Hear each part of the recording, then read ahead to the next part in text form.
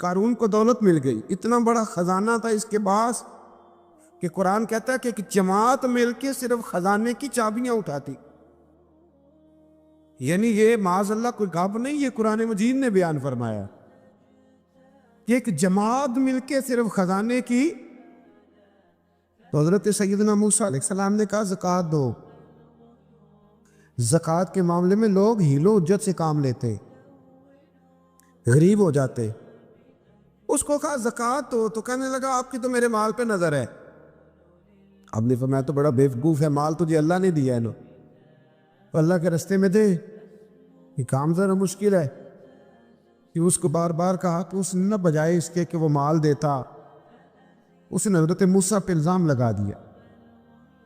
ایک عورت کو تیار کر کے لایا. یہ الزاموں والا کیس سنتے آ رہے ہیں آپ کہاں تک؟ حضرت یوسف پہ بھی لگا، جناب مریم پہ بھی لگا، حضرت سیدنا موسیٰ کلیم پہ بھی لگا، اور حضرت عیسیٰ پہ بھی.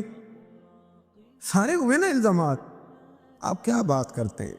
الزام لگانا، بہتان ترازی کرنا، اور ہمارے یہاں اچھی بات دل سے پھیلتی ہے، بری خبر وہ جلدی پھیل جاتی. ایک عورت کو تیار کر کے لایا معاذ اللہ تعالیٰ حضرت موسیٰ پر الزام لگانے کے لیے.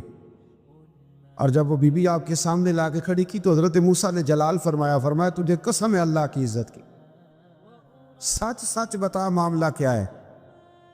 تو وہ خاتون کانپنے لگی، کہنے لگی میں موسیٰ کلیم کے سامنے کیسے کھڑی ہو سکتی، مجھے تو اس نے پیسے دے کے تیار کیا، مجھے اس نے مجھے پیسے دے کے تیار کیا، اور بڑی اس نے مجھے تکلیف دی ہے. یہ جب کہا تو حضرت موسیٰ علیہ السلام رونے لگے کہ تو سارا کچھ کرتا پر میری سفید چادر پہ داغ تو نہ لگانے کی کوشش کر. آپ رونے لگے. آپ یقین کریں لوگ تکلیف دیتے ہیں بعضوں کا، ایسی بات کرتے ہیں جس کا کوئی وجود نہیں ہوتا. تو یہ کچھ لوگ کر دیتے ہیں لیکن وہ سمجھتے نہیں. کہتے ہیں آپ حوصلہ کریں، آپ درویش ہیں. حضرت موسیٰ سے بڑا درویش کون ہوگا؟ کلیم تھے نا اللہ کے، بڑا جگرا ہے نا. لیکن رو پڑے، کہنے لگے تجھے ایسا نہیں کرنا چاہیے. کہنے لگے اللہ اب اسے سزا دے. تو رب کریم نے اس کے سارے ساز و سامان سمیت اسے زمین میں دھنسا دیا. وہ زمین میں غرق ہو گیا اپنے خزانے سمیت. امام اعظم ابو حنیفہ رحمۃ اللہ تعالیٰ علیہ کچھ لوگ حسد کرنے لگے تو ایک عورت ایک دفعہ آ گئی، کہنے لگی کوئی مسئلہ پوچھنا ہے. یہ بڑا کٹھن سا معاملہ ہوتا ہے، جو آدمی جو کام کر رہا ہوتا ہے وہی روپ دھار لیتے. مسئلہ کچھ نہیں، اندر آئی تو باہر سے شور ہو گیا. لوگ آ گئے، کوتوال کو بلا لیا، معاذ اللہ امام صاحب کے پاس بی بی ہے، جیل میں لے گئے، سویرے فیصلہ کریں گے. رات کو نا ساری رات امام اعظم نے نماز پڑھی، ساری رات، اور کہنے لگے اللہ اب تو میں بوڑھا ہو گیا، اس حال میں اب ان سوالوں کا جواب دوں گا. وہ عورت بھی ساتھ بند تھی، اس عمر میں ان سوالوں کے جواب یار بڑا مشکل ہوتا ہے. اللہ اکبر. اس عمر میں امام صاحب رو رہے تھے تو اس عورت کا دل نرم ہو گیا. امام صاحب سے کہنے لگی مجھے غلطی ہو گئی، میں نے پیسے کسی سے پکڑ لیے تھے. حضور آپ تو اللہ کے نیک بندے. امام صاحب کہنے لگی اب ایک نیکی کر، کوتوال سے کہہ کہ مجھے کوئی تکلیف ہے تو میں دوا کھا کے واپس آ جاؤں گا. تو وہ کوتوال تو پہلے ملا ہوا تھا، اس نے اس کو کہا کہ مجھے کوئی تکلیف ہے میں گھر جاتی ہوں، دوا کھا کے واپس. امام صاحب نے سمجھا دیا. وہ گئی تو جو برقع اس نے پہنا ہوا تھا نا نقاب ساری عورتیں، وہ جا کے نا اس نے امام صاحب کی بیوی کو دیا. امام صاحب نے اس کو سمجھا کے بھیجا تھا. وہ برقع گھر لے گئی اور جا کے زوجہ کو ساری بات سنائی. وہ دوائی کھانے گھر چلی گئی اور زوجہ برقع پہن کے تھانے آ گئی. سویرے قاضی کے سامنے بھیج ہوئے تو کہنے لگا جی آپ اتنے بزرگ ہو کے عالم ہو کے بیوی کے ساتھ اکیلے. فرمایا میری بیوی ہے تو میں نے اکیلے ہی ہونا تھا اس کے ساتھ، اور کس نے ہونا تھا؟ جناب آپ کی بیوی. فرمایا بلاؤ میرے سسر کو، اور بلاؤ محلے کی 10-12 عورتوں کو بھی دیکھ لے. انہوں نے دیکھا تو امام صاحب کی بیوی نکل آئی. وہ جتنے تھے نا الزام لگانے والے وہ اب غور سے دیکھ رہے تھے. تو ایک کہنے لگا امام صاحب سے یہ کیا ہوا؟ فرمایا قرآن ہے وَتُعِزُّ مَن تَشَاءُ وَتُذِلُّ مَن تَشَاءُ. یہ قرآن ہے. ہونا کیا تھا؟ رب نے اپنا وعدہ سچا کر کے دکھایا ہے. تو اس نے بھی الزام لگایا، پھر سزا یہ ملی کہ وہ ہمیشہ کے لیے زمین میں دھنستا۔ دولت کون دیتا ہے؟ اللہ دیتا ہے نا، تو اگر اللہ کہے تھوڑی سی واپس بھی کرو، بندیاں دے خرچے بات جانتے تھے، تھوڑی سی واپس مانگ لے تو ہاتھ تنگ ہو جاتا ہے۔ کہ خاتون نے ایک دفعہ مجھے پیغام دیا تو میں بڑی اس کی بات سن کے مجھے عجیب لگا۔ وہ کہنے لگی کہ دوسری جگہ میری شادی ہوئی ہے، مجھے طلاق ہو گئی تھی، تو مجھے ایک تانا روز سننے کو ملتا ہے تو اتنی اچھی ہوتی تو وہاں نہ رہ لیتی۔ تو بھئی یہ کوئی تانے والی بات ہے؟ کو ضروری ہے کہ بیوی غلط ہوتی ہے تو طلاق ہوتی ہے؟ اللہ کے محبوب علیہ السلام کی 2 صاحبزادیوں کو ابو لہب کے 2 بیٹوں نے طلاق بھیج دی تھی، کس کی غلطی تھی؟ تو آپ کیا کہہ سکتے ہیں یہاں کیوں طلاق؟ تو اتنی جلدی بات تھوڑی کر دیں گے آپ، تھوڑی احتیاط فرمائیں بولنے۔ حضرت عبداللہ ابن عباس فرماتے ہیں میرے نبی پاک علیہ السلام نے میری تربیت فرمائی، اور محبوب پاک علیہ السلام نے فرمایا عبداللہ یاد رکھنا، یہ نوجوان دوست میری بات لکھ لیں، پریشان لوگ میری بات لکھ لیں، جن کے پاس قوت فیصلہ نہیں وہ اس بات کو لکھ لیں۔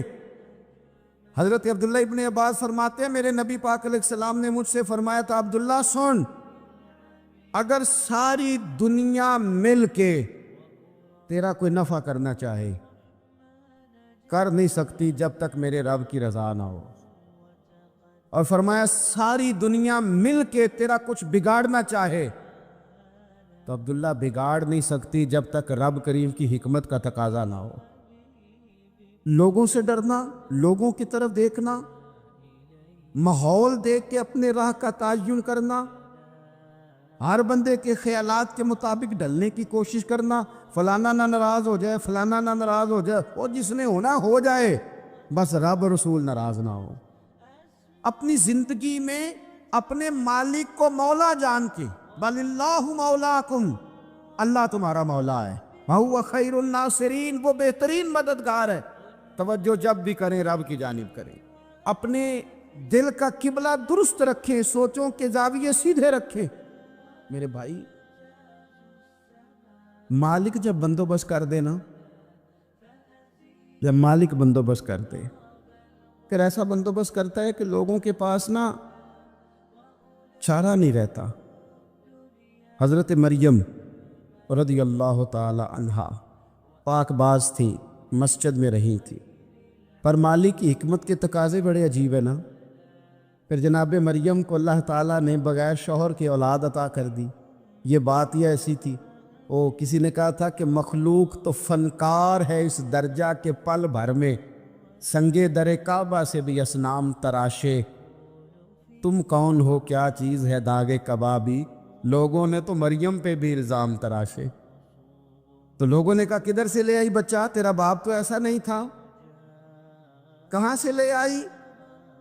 اللہ کرے میں آپ کو سمجھا سکوں، ذرا اپنے آپ کو وہاں کھڑا کریں کہ ایک پاک باز عورت، پاک باپ کی بیٹی، طیب ماں کی بیٹی، اور اللہ کے گھر میں پرورش پانے والی خاتون، ایک وہ وقت اور ایک یہ وقت کہ اس عورت کو کٹہرے میں کھڑا کر کے پوچھا جا رہا ہے کہ معاذ اللہ تیری گود میں بچہ جائز نہیں ہے، کہاں سے لائی ہے؟ اب خود سے صفائیاں بندہ کتنی کو دے، کتنی کو وضاحتیں کرے۔ اور میں نے تو اپنی زندگی میں دیکھا ہے زیادہ وضاحت دینے والے کو بھی لوگ جھوٹا سمجھنے لگ جاتے ہیں، زیادہ وضاحت دینے پر بھی لوگ کمزوری کا اظہار سمجھتے ہیں کہ کمزور پڑ گئے۔ آپ صلح کی کوشش کرتے ہیں، سامنے والا بزدل سمجھ لیتا ہے، زیادہ وضاحتیں بھی کمزور کر دیتی ہیں۔ اب حضرت مریم کو کٹہرے میں کھڑا کر کے کہا بچہ کس کا ہے؟ تو پھر خدا بندوبست جب کرے، اللہ جب مددگار ہو، تو پھر حضرت مریم کی گواہی درختوں سے نہیں دلوائی، اس نے پتوں سے نہیں دلوائی، پھر فرشتے نہیں بھیجے۔ حضرت مریم کہنے لگی مجھ سے نہ پوچھو، وہ جو پنگوڑے میں ہے اسی سے پوچھ لو، ان سے پوچھو نا، وہ کون ہے پوچھ لو، ان سے کر لو سوال۔ انہوں نے کہا پنگوڑے میں چند دنوں کا بچہ یہ جواب دے گا؟ مددگار تھا رب، ان کی برات کا اعلان کرنا تھا مالک نے، اور جب مالک اعلان کر دے، جب مالک تیری صفائی دینا چاہے، جب مالک تجھے دنیا کے سامنے نکھارنا چاہے تو پنگوڑے میں لیٹے حضرت عیسیٰ بول کے کہنے لگے انی عبداللہ آتانی الکتاب، فرمایا میں اللہ کا بندہ ہوں، رب نے مجھے کتاب عطا کر کے نبی بنا کے دنیا میں بھیجا ہے، میں اللہ کا بندہ ہوں، کتاب لے کے آیا ہوں، نبی بن کے آیا ہوں۔ پھر پنگوڑے سے اعلان ہو گیا، پھر بچہ بول پڑا، اور یہ ایک دفعہ نہیں بات ہوئی۔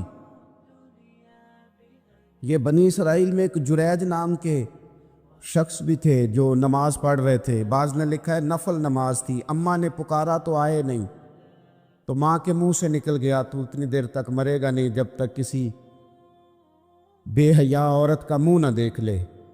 تو وہ عبادت گزار تھے، لیکن لوگوں نے ان کی عبادت، ریاضت، پرہیزگاری کو نہیں دیکھا، بس ایک عورت کو بھیج کے الزام لگوا دیا۔ وہ عورت آیا جایا کرتی تھی، اب آ جاتی ہیں عورتیں، مسئلہ پوچھنے کی نیت سے بھی آ جاتی ہیں۔ ماحول میں کچھ جگہ ایسی بھی ہیں جہاں عورتیں دم کرانے کے بہانے آ جاتی ہیں۔ وہ خاتون آتی جاتی تھی اس خانقاہ پہ، آستانے پہ، یہ بخاری میں موجود ہے، پھر اس نے کہا میری گود میں جو بچہ ہے یہ انہی کا ہے۔ مجھے بتائیں کیسے بندہ وضاحت دے؟ حالات خراب ہو گئے، لوگ کٹیا جلانے لگے، ماحول اور طرح کا بن گیا۔ میرے نبی پاک علیہ الصلوۃ والسلام فرماتے ہیں پھر اس رب کے بندے نے کہا مالک تو کریم ہے، تیری مشیت کا تقاضا آیا جو میری ماں نے جملے بولے تھے، اور اب میں وضاحت دینے کے قابل نہیں رہا، اب تو ہی کرم کرے گا تو دروازہ کھلے گا۔ تو وہ چند دنوں کا بچہ پنگوڑے میں بول کے کہنے لگا میں اس درویش کا نہیں، میں تو فلانے چرواہے کا بچہ ہوں، وہ جو بکریاں چراتا ہے۔ رب کی مدد کو پکاریں، اپنے ساتھ اپنے مالک کی مدد کو شامل کریں، تھوڑے رزق پر بھی گزارا اچھا ہونے لگ جائے گا۔ سارے لوگ آپ کو گرانے کی تدبیریں کر رہے ہوں گے اور مالک آپ کو عزتیں عطا فرما دے گا، اس کی بارگاہ سے حکمت کا تقاضا اور ہو جائے گا۔ ہم نے ساری زندگی لوگوں کو راضی کرنے میں گزار دی، ساری زندگی بڑھاپا آ گیا بچوں کو پالتے، اور بچوں نے آخری عمر میں کہہ دیا ابا اگر کوئی ڈھب کا کام کر لیتے تو آج ہمارے دن بھی پھر نہ جاتے۔ ساری زندگی گزار دی بہن بھائیوں کو راضی کرنے میں، ساری زندگی گزار دی ذمہ داریاں اٹھانے میں، ان کو 99 دفعہ دیا، ایک دفعہ نہیں دیا تو انہوں نے کہہ دیا تو نے تو کبھی دیا ہی نہیں، تو تھا ہی نہیں۔ ساری زندگی محلے داروں، علاقے والوں کو راضی کرنے میں گزار دی۔ اور میں نے ایسے لوگ بھی دیکھے دین کے لیے وقت گزارا، لیکن جب بڑھاپے میں دانت کام نہ کرتے تھے تو وقت کے مفتیوں کو بھی مسجدوں کی کمیٹیوں نے کہہ دیا اب آپ کی سمجھ نہیں آتی، ہم نے خطیب کو یور رکھنا ہے، نہ دیکھو دنیا کی طرف، دنیا رلا دیتی ہے، نہ راضی کرو بندوں کو، بندے تھکا دیتے ہیں، نہ پیچھے بھاگو ہر وقت دنیا داروں کے، یہ انسان کو کمزور کر دیتے ہیں۔ وہ تو کریم ہی بڑا ہے، 2 آنسو زمین پر بعد میں گرتے ہیں، بندے کے گناہ سارے پہلے معاف فرما دیتا ہے۔ اللہ کی مدد کا حصول، اپنے مالک کی مدد کی طرف بڑھنا، آپ کو بدر کی جنگ بھی یہی درس دے گی، آپ کو احد کا میدان بھی یہی سبق دے گا، فتح مکہ بھی یہی سبق دے گا۔ میرے دوستو جب رب مدد فرمائے، جب اللہ مددگار بنے، دوستوں سے ایک بات اکثر کرتا ہوں، میں کہتا ہوں کہ جتنے درد سے آپ امیر کو اپنی کہانی سناتے ہیں نا، اور جس طرح آپ کے آنسو بات کرنے سے پہلے گر جاتے ہیں کہ غریب ہیں، بچیاں ہیں، کاروبار نہیں، او میرے سنگیو، اس سے آدھے آنسو اپنے رب کی بارگاہ میں بکھیرو، اس کے حضور عرض گزار ہو جاؤ، اس سے طلب کرو۔ ایک وقت انسان پر زندگی میں ایسا آتا ہے کہ اسے یوں محسوس ہوتا ہے کہ میرا سایہ بھی ذرا سا پیچھے ہٹ گیا ہے، اسے یوں لگتا ہے کہ میں کسی سہارے پہ ہاتھ ڈالتا ہوں تو وہ بھاگ جاتا ہے مجھ سے، لیکن مالک کی بارگاہ ایسی عظیم بارگاہ ہے، رب رسول کے آستانے اتنے بڑے ہیں کہ آپ جب وہاں کشکول طلب دراز کرتے ہیں تو جھولی پھیلانے میں دیر لگتی ہے، ان کو بھرنے میں تو کوئی دیر نہیں لگتی۔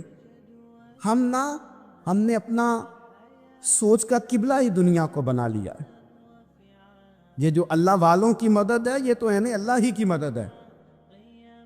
لیکن یہ جو سیٹھوں کی طرف توجہ کرنا، نوابوں کی طرف توجہ کرنا، دنیا داروں کی طرف توجہ کرنا اور اپنا مزاج اس طرح کا بنا لینا، یارو گردن کو جھکا دیتا ہے خیرات کا پتھر،